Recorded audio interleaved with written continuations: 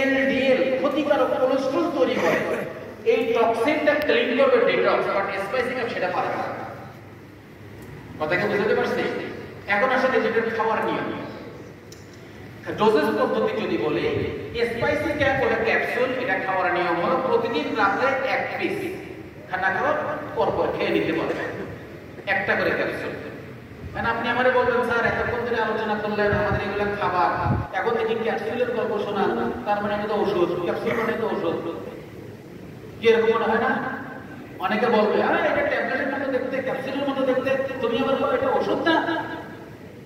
আপনাকে এরকম বলবে, আপনি তখন তাকে জবাবে বলবেন যে বাজারের কিছু কিছু দোকানে, গ্রামের ছোট ছোট দোকানে দেখবেন ওষুধের পাতার মধ্যে লাল নীল সবুজ রঙের ছোট ছোট চকলেট বাচ্চারা কিনে খায়, চশমার গল্প করে চোখে যায়, ক্রিস্টালের মতো খেলাধুলা করে, এরকম চকলেট পাওয়া যায় না?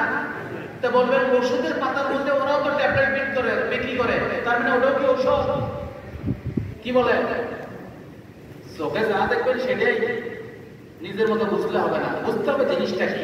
এটা ক্যাপসুল ফর্মুলেশন, এবং আমাদের যে ক্যাপসুলটা স্পাইসি ক্যাপে, বিশ্বাস করে এই ক্যাপসুলের যে কাভার ক্যাচিংটা, এই কাভারটা কোনো প্লাস্টিক না, তাতে আহারের পর একটা করে একটা পিস খাবে।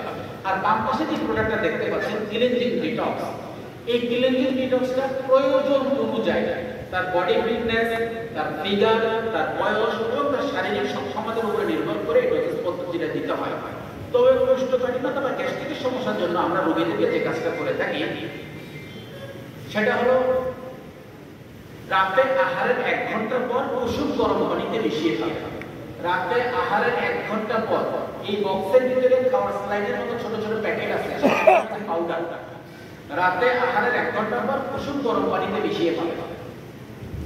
এখন আপনার কাছে একটা প্রশ্ন চলে আসতে পারে, প্রশ্ন আসবে স্যার ক্লিনজিং ডিটক্স প্রতি পিসের দাম কত আসে? এমআরপি 60 টাকা, তাহলে আমি এক ডোজ খাবো 60 টাকা দিয়া, অথচ আমি সকালে 5 টাকার একটা ক্যাপসুল, রাতে একটা